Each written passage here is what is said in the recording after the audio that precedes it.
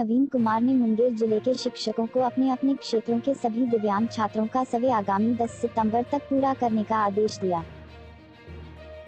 उन्होंने शिक्षकों को जिले के दिव्यांग विद्यार्थियों का सर्वे करने, उनका डाटाबेस तैयार करने और उन लोगों को सरकारी विद्यालयों में नामांकन सुनिश्चित कराने का भी आदेश दिया।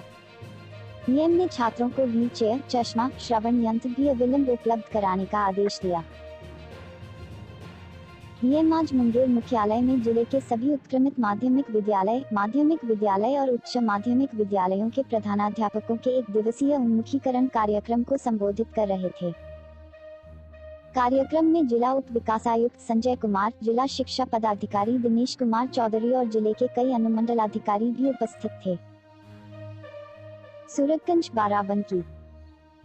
मोहम्मदपुर खाला थाना क्षेत्र के टिकरा गांव में मंगलवार की सुबह एक दिव्यांग नवविवाहिता की मौत मामले में मृतका के मां की तहरीर पर पति समेत 4 लोगों के विरुद्ध दहेज हत्या का केस दर्ज हुआ था।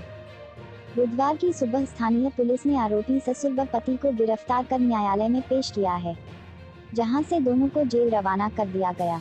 थाना क्षेत्र के अमेरा गांव निवासी स्व राजेंद्र कुमार की पुत्री रेशमा की शादी इसी थाना क्षेत्र के टिकरा मजरे मुकोली ग्राम पंचायत निवासी राममिलन के पुत्र हुबलाल के साथ हुई थी।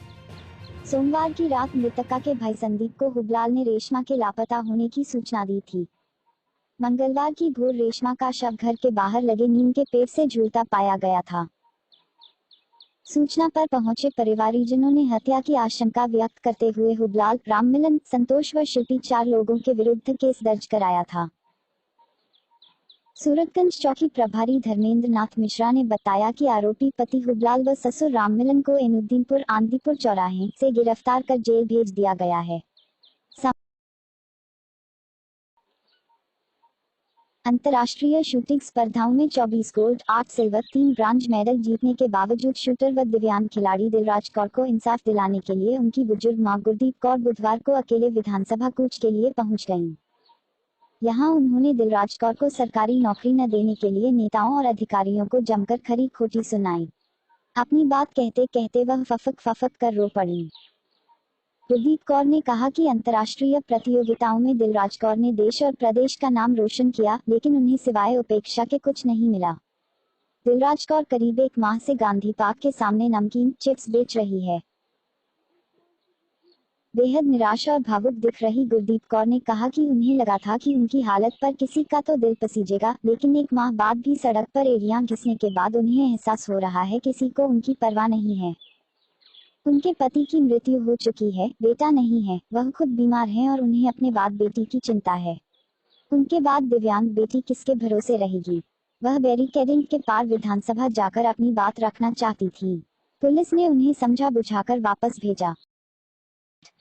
सैन्य बलों में आरक्षण खत्म होने पर दिव्यांगों ने किया प्रदर्शन। बिजनौर। सैन्य बलों में दिव्यांगों का आरक्षण समाप्त किए जाने के खिलाफ दिव्यांगों ने कलेक्ट्रेट में प्रदर्शन किया। प्रधानमंत्री को संबोधित ज्ञापन डीएम कार्यालय में देकर फिर से आरक्षण बहाल कराने की मांग की है।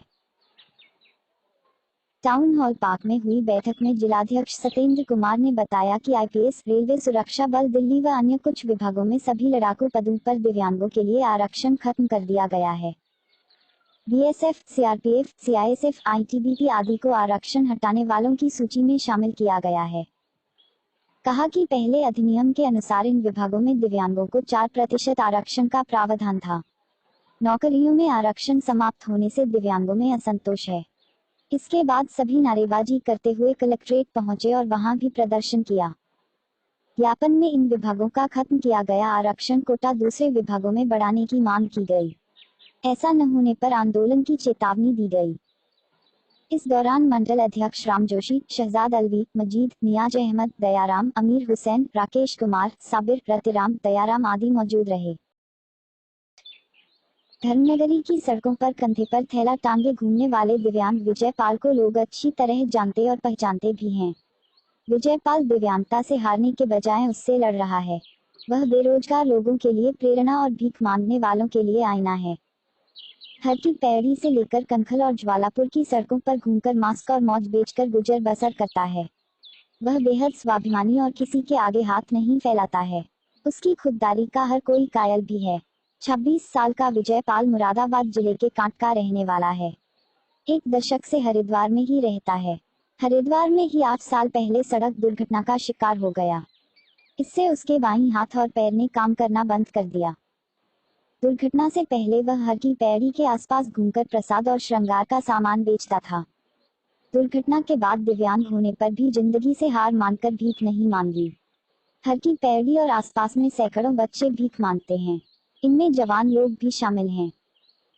विजयपाल ने दिव्यांगता से लड़ते हुए सीजन के हिसाब से हर की पैड़ी और हरिद्वार की सड़कों पर घूम घूम सामान बेचना शुरू किया।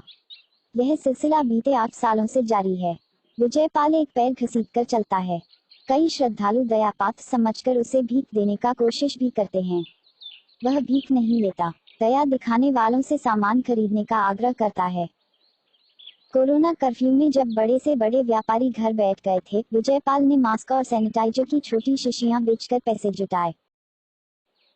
वाराणसी। प्रधानमंत्री नरेंद्र मोदी के संसदीय क्षेत्र बनारस दुर्गाकुंड मंदिर के ठीक सामने 1972 सेकंड संचालित हनुमान प्रसाद पोद्दार अंध विद्यालय है, जिसमें 1 सेकंड 12वीं तक की कक्षाएं चलती थी। पूरे पूर्वांचल में यह अकेला अंध विद्यालय है, जिसमें 250 सेकंड अधिक दृष्टिबाधित बच्चे पढ़ते हैं। लेकिन विद्यालय के जमीन संपत्ति पर जालांस कपड़ा व्यापारी की नजर गड़ गई। अब विद्यालय को धीरे धीरे बंद किया जा रहा है। वर्तमान सत्र में केवल 8वीं तक प्रवेश हो रहा है, ताकि विद्यालय के बेशकीमती जमीन को हड़प कर जालांस अपना स्टॉक खोल सके। विद्यालय में पढ़ने वाले बच्चे लगभग 20 दिन से बारिश और धूप में बैठे हुए हैं, लेकिन शासन प्रशासन पर कोई भी फर्क नहीं पड़ रहा है। इस पूरे मामले में आगे बढ़कर मानवाधिकार CWA संस्था के नगर अध्यक्ष सहदेव प्रताप सिंह और संस्था के ही महानगर महासचिव अभिषेक कुमार ने दृष्टिबाधित बच्चों के इस विद्यालय को बचाने के लिए इलेक्ट्रॉनिक मीडिया, प्रिंट मीडिया और तमाम सोशल मीडिया के लोगों से अपील की है। सरकार विकलांगों को यदि दिव्यांग कह दे तो उससे उनका कल्याण नहीं होगा। अच्छी शिक्षा, गरिमापूर्ण रोजगार और सम्मान से विकलांगों का कल्याण होगा। दिव्यांग बच्चों की मदद के लिए संस्था से महिला प्रमुख रेणु सिंह, जिला अध्यक्ष Sanjay Yadav, Vikas Singh, Rajesh Maurya, Dolly Singh. Report Varanasi bureau.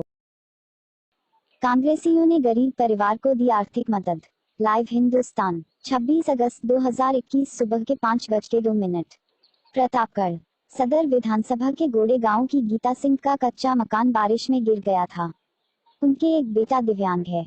परिवार में कमाने वाला कोई नहीं है।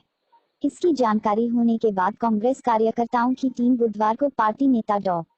नीरज त्रिपाठी के नेतृत्व में महिला के आवास पहुंची। कार्यकर्ताओं के आपसी सहयोग से जुटाई गई 11,000 की रकम डॉ. नीरज त्रिपाठी ने गीता सिंह को सौंपी।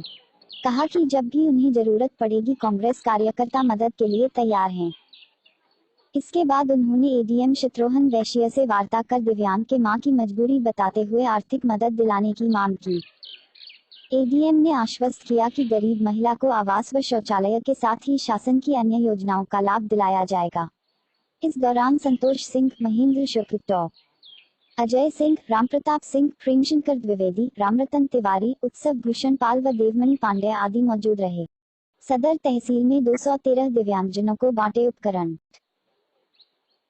कहा कि भारत सरकार ने दिव्यांगजनों के हितों को ध्यान में रखकर कई कल्याणकारी योजनाएं संचालित की है, जिसमें दिव्यांगजनों को प्राथमिकता के आधार पर लाभान्वित किया जाता है। ईश्वर ने प्रत्येक दिव्यांग को किसी न किसी रूप में शक्ति प्रदान की है। हर एक दिव्यांग को उस शक्ति को पहचानने की जरूरत है।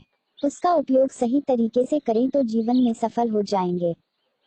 जिला पंचायत सुनील कुमार पटेल ने कहा कि हर एक दिव्यांग के अंदर कोई न कोई प्रतिभा होती है। उन्हें अपनी प्रतिभा को जागरूक करने की जरूरत है। डीएम आनंद कुमार सिंह ने कहा कि भारतीय कृत्रिम अंग निर्माण निगम ने 25 अगस्त से 29 अगस्त तक एडिप योजना के अंतर्गत चिन्हित लाभार्थियों को कैंप लगाकर कृत्रिम उपकरण वितरित किए जाएंगे। बुधवार को तहसील सदर में 213 लाभार्थियों को ट्राईसाइकिल, व्हील चेयर, बैसाखी, श्रवण यंत्र आदि वितरित किए गए। इस दौरान एसडीएम सुधीर कुमार, जिला समाज कल्याण अधिकारी गीता सिंह, सांसद प्रतिनिधि शक्ति सिंह, सहायक प्रबंधक विपणन एल्मिको कानपुर सुरेंद्र कुमार सिंह आदि मौजूद रहे।